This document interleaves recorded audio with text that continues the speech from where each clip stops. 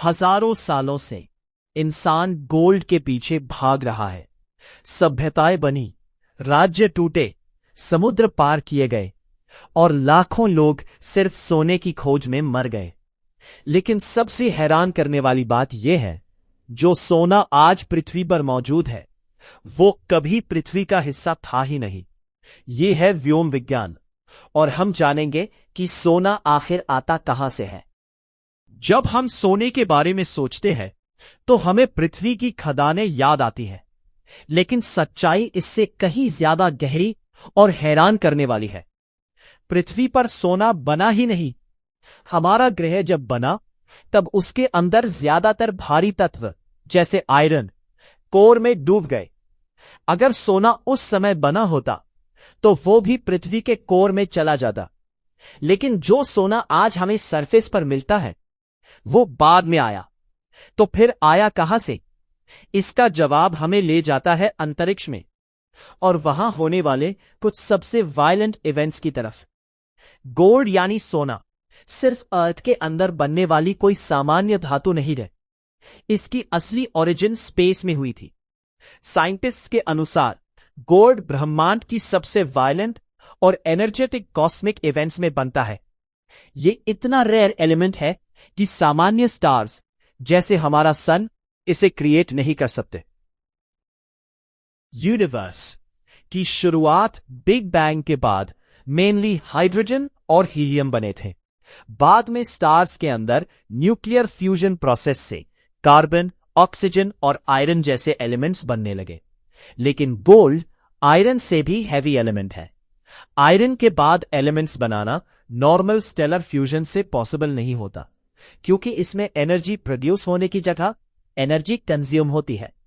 Gold बनने के लिए एक्सट्रीम कंडीशंस चाहिए होती है, जहां बहुत बड़ी मात्रा में न्यूट्रॉन्स और अनइमेजिनेबल एनर्जी मौजूद हो। लंबे समय तक साइंटिस्ट सोचते थे कि गोल्ड सुपरनोवा एक्सप्लोजन्स में बनता है, लेकिन बाद में ऑब्जर्वेशन से पता चला कि यूनिवर्स का ज्यादातर गोल्ड शायद न्यूट्रॉन स्टार कोलिजन से बना है। न्यूट्रॉन स्टार्स खुद बेहद डेंस डेड स्टार्स होते हैं। उनका एक चम्मच मटेरियल अरबों टन वजन का हो सकता है। जब दो न्यूट्रॉन स्टार्स आपस में टकराते हैं तब इतनी मैसिव एक्सप्लोजन होती है कि भारी एलिमेंट्स रैपिडली बनते हैं। इस प्रोसेस को आर प्रोसेस यानी रैपिड न्यूट्रॉन कैप्चर प्रोसेस कहा जाता है। इसी दौरान गोल्ड, प्लैटिनम और यूरेनियम जैसे हेवी एलिमेंट्स पैदा होते हैं। 2017 में साइंटिस्ट्स ने पहली बार दो न्यूट्रॉन स्टार्स की टक्कर को डायरेक्टली डिटेक्ट किया था। यह इवेंट GW17117 कहलाया। ग्रेविटेशनल वेव्स डिटेक्ट करने वाली ऑब्जर्वेटरीज और टेलीस्कोप्स ने कंफर्म किया कि ऐसे कोलिजन्स में भारी मात्रा में गोल्ड बनता है। एस्टिमेट्स के अनुसार सिर्फ एक न्यूट्रॉन स्टार कोलिजन में अर्थ के मास से कई गुना ज्यादा गोल्ड बन सकता है। जब ये कॉस्मिक एक्सप्लोजन्स होते हैं तब newly formed gold particles space में फैल जाते हैं। करोड़ों सालों बाद यही मटेरियल नए स्टार्स, प्लैनेट्स और एस्टेरॉइड्स का हिस्सा बनता है। अर्थ भी ऐसे ही एंशिएंट स्टेलर डेब्री से बनी थी।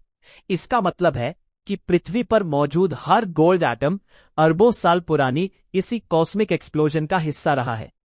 अर्थ के बनने के समय ज्यादातर गोल्ड मोल्टन अर्थ के कोर में सिंक हो गया था, क्योंकि गोल्ड बहुत डेंस मेटल है। साइंटिस्ट्स मानते हैं कि आज सरफेस पर जो गोल्ड मिलता है उसका बड़ा हिस्सा बाद में एस्टेरॉयड इंपैक्ट्स के जरिए आया। यानी अर्थ पर मौजूद गोल्ड का काफी हिस्सा लिटरली स्पेस से आया हुआ मटेरियल है। गोल्ड का केमिकल सिंबल AU है, जो लैटिन वर्ड ऑरम से आया है, जिसका मतलब शाइनिंग डॉन होता है। गोल्ड एक नोबल मेटल है, इसलिए यह आसानी से रस्ट या करोड नहीं होता। यही वजह है कि हजारों साल पुराने गोल्ड आर्टिफैक्ट्स आज भी चमकते हुए मिलते हैं। मानव शरीर में भी माइक्रोस्कोपिक अमाउंट में गोल्ड मौजूद होता है। समुद्र के पानी में भी डिसॉल्व गोल्ड पाया जाता है, लेकिन इतनी कम मात्रा में कि उसे निकालना इकोनॉमिकली पॉसिबल नहीं है।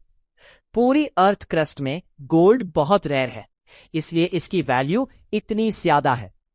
गोल्ड इलेक्ट्रिसिटी का बहुत अच्छा कंडक्टर है, इसलिए इसका यूज ज्वेलरी के अलावा इलेक्ट्रॉनिक्स, सैटेलाइट्स और स्पेस टेक्नोलॉजी में भी होता है। कई स्पेसक्राफ्ट्स और एस्ट्रोनॉट्स के हेलमेट्स में गोल्ड कोटिंग इस्तेमाल होती है, क्योंकि ये हार्मफुल सोलर रेडिएशन को रिफ्लेक्ट कर सकती है। वैज्ञानिक यह भी मानते हैं कि यूनिवर्स में मौजूद अधिकांश हैवी मेटल्स, जिनमें गोल्ड भी शामिल है, हमारे शरीर और अर्थ की ओरिजिन स्टोरी से डायरेक्टली जुड़े हुए हैं। प्रसिद्ध एस्ट्रोनॉमर कार्ल सेगन ने कहा था, we are made of star stuff. Gold इसका सबसे ब्यूटीफुल एग्जाम्पल है। सिंपल वर्ड्स में कहें तो गोल्ड अर्थ पर पैदा नहीं हुआ, ये बिलियंस ऑफ इयर्स पहले एक्सप्लोडिंग स्टार्स और न्यूट्रॉन स्टार कोलिजन्स में बना, फिर स्पेस में फैला और अंत में अर्थ का हिस्सा बना। यानी जब हम गोल्ड को देखते हैं तो असल में हम एक एंशिएंट कॉस्मिक एक्सप्लोजन का टुकड़ा देख रहे होते हैं। हम हमेशा सोचते हैं कि गोल्ड ब्रह्मांड की सबसे रेयर चीजों में से एक है, क्योंकि उसे बनने के लिए चाहिए मरते हुए तारों की टक्कर। लेकिन शायद गोल्ड से भी ज्यादा रेयर है लकड़ी। यानी पूरे ब्रह्मांड में शायद गोल्ड लाखों जगह मौजूद हो, लेकिन एक साधारण लकड़ी का टुकड़ा शायद बेहद रेयर हो। क्या इस पूरे ब्रह्मांड में कहीं और भी लकड़ी मौजूद है, या पृथ्वी ही अकेली दुनिया है जहां लकड़ी जैसी चीज बनती है? लेकिन यह सवाल होगा हमारे अगले व्योम विज्ञान का। और ऐसे ही मजेदार वीडियो के लिए लाइक और सब्सक्राइब करें।